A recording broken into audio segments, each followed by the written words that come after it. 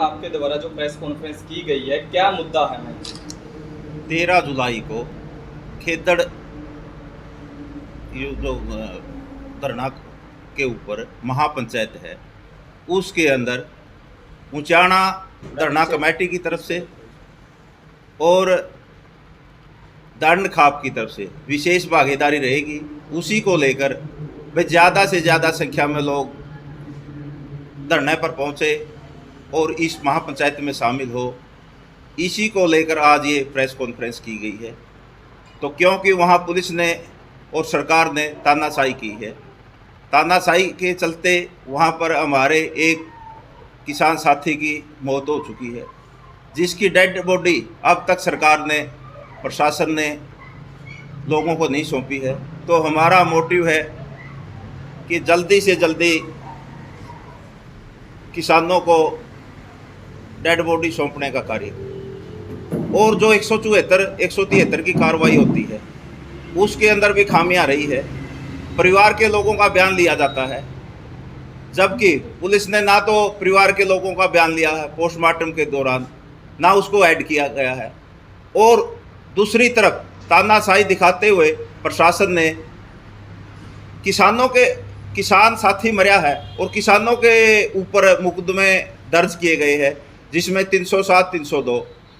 हमारी मांग है कि वे प्रशासन पे मुकदमा दर्ज होना चाहिए। जिन लोगों ने लाठियां गोली चलाई है उन पे मुकदमा दर्ज होना चाहिए।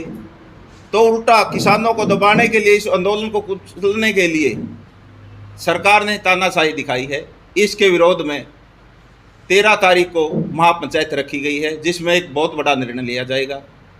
और हमारी सभी से, आपके चैनल के माध्यम से हमारी सभी लोगों से अपील है कि उस महापंचायत में ज़्यादा से ज़्यादा शामिल होने का कार्य करें।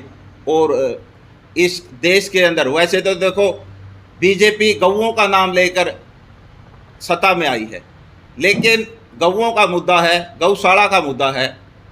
तो वहाँ पर गौओं को बचाने के लिए जो मामला चल रहा था, 3 महीने से धरना चल रहा था, आज 3 दिन पहले सरकार ने तानाशाही दिखाते हुए लोगों पर लाठीचार्ज किया है और वाटर कैनन का प्रयोग किया है, आंसू गैस के गोले दागे गए हैं। इसकी हम कड़े शब्दों में निंदा भी करते हैं और सरकार को सख्त शब्दों में चेतावनी देते हैं कि जो किसानों की मांगे हैं उनको जल्दी से जल्दी मानने का काम करे, और जो झूठे मुकदमे दर्ज किए गए हैं उनको कैंसिल करने का काम किए।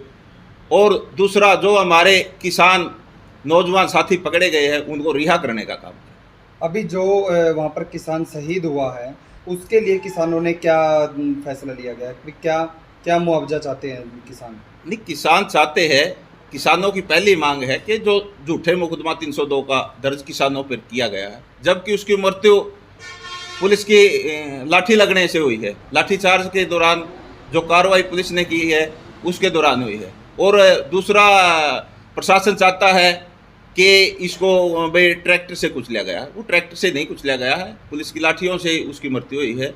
तो पोस्टमार्टम के अंदर भी जो पोस्टमार्टम डॉक्टरों ने किया है उससे उसकी हेड इंजरी आई है उसमें। तो परिवार के लोगों का जो बयान है वो लिया जाए, वो एफआईआर में शामिल किया जाए और उन साथियों को जो पकड़े गए हैं उनको रिहा किया जाए। उसके बाद जो कमेटी, वहाँ की कमेटी बनी हुई है, जो फैसला लेगी उसी के अनुसार आगामी कार्रवाई की जाएगी। लेकिन प्रशासन मुख्य दर्शक बना हुआ है। प्रशासन उल्टा किसानों को दबाने के लिए प्रशासन ने ये डेड बॉडी देने से मना कर दिया, ये कंडीशन रख दी। प्रशासन कंडीशन रखता है, भाई आप दाह संस्कार करोगे तो हम डेड बॉडी देंगे, जबकि किसानों की और कमेटी की मांग है कि पहले सरकार बातचीत करे, रास्ता खोले, जो हमारे किसान साथी पकड़े गए हैं उनको रिहा करे, और जो 302 का पर्चा दर्ज किया गया उसको कैंसिल करने का। डॉक्टर सिक्किम जी, आपका क्या कहना है इस पूरे जो ये मामला है, खेदड़ का जो मामला हुआ है, क्या कहना चाहेंगे इसके बारे में? कहना तो क्या है, मैं तो मुख्य दर्शक थी वहाँ, मैंने देखा था भाई मान लो मेरी कौम को कैसे मार रही हैं। हमने तानाशाही जो मतलब हमने देखा था, कभी अंग्रेज़ों के ज़माने में कहते थे भी तानाशाही होती है या अंग्रेज़ ऐसे थे वैसे थे, आज हमने अपनी आंखों से देखा है। ऐसे हालात तो पाकिस्तान की जो सीमा है ना उसके ऊपर भी नहीं होते। महिलाओं के ऊपर बिना उनके कोई बेल्ट नंबर नहीं था, कोई बैज नंबर नहीं था, और पुलिस लाठीचार्ज कर रही थी महिलाओं के ऊपर। शर्म की बात है। और महिलाएं मतलब अपनी जान बचाने के लिए इधर उधर भाग रहे थे। गोली, एक बात बताओ, गोली चलाने के लिए वहाँ क्या ज़रूरत थी? तिरबितर करने के लिए जब आंसू गैस के गोले छोड़ दिए गए तो कोई ज़रूरत नहीं थी। पर उसके बाद भी आंसू गैस के गोले हैं, पानी की फुहारें हैं, गोलियां चल रही है। बिल्कुल ऐसा एकदम ऐसा लगा जैसे सामने से मौत गुजर के गई है।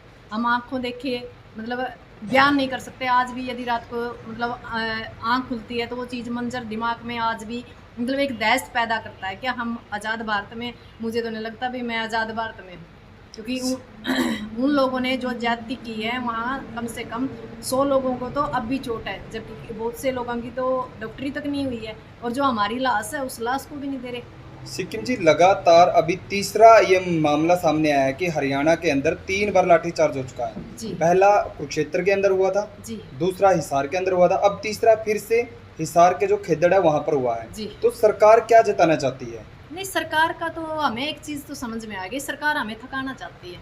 भी सरकार चाहती है भी आंदोलन पे आंदोलन हो, और जो किसान है ना वो सिर्फ मुकदमे और मतलब हर रोज़ महापंचायत पंचायत और अपने मुद्दों से भटक के दूसरे मुद्दों के अंदर मतलब कहीं ना कहीं लड़ाई भिड़ाई और अपनी जो एनर्जी है उसको वेस्ट करें।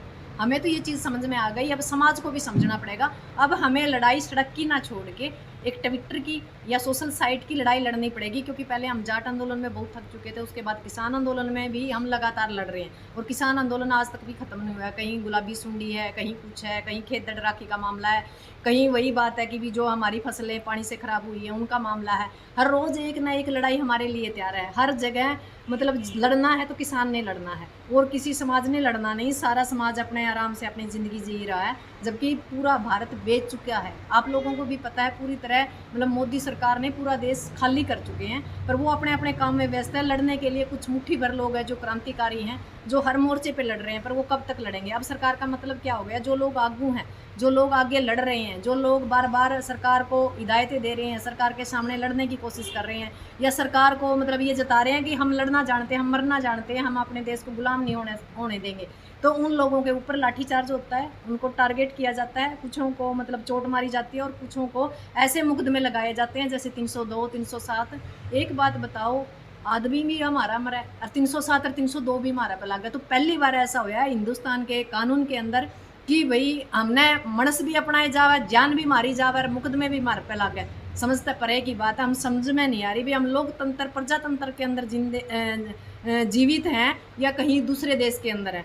तो जो ये मोदी सरकार है इसने तो बुरा हाल कर दिया। जो 13 तारीख की हमारी महापंचायत है, उस महापंचायत में हम कोई ऐसा बड़ा फैसला चाहते हैं ताकि सरकार बार बार हमें टॉर्चर ना करे, 307, 302 से पीछा छूटे, और बार बार जो किसान आगू हैं उनको टारगेट करके और निशाने पे लेके चोट वगैरह ना मारे। जैसे हालात हैं ऐसे हालात में तो ऐसा लगता है भी जो किसान आगू हैं उनको लगातार मुझे लगता है भी सामने से भी गोली मार सकती है सरकार, जो उनके हालात हैं। प्रधान जी, 13 तारीख को क्या विशेष रहेगा, क्या मैसेज देना चाहते हो?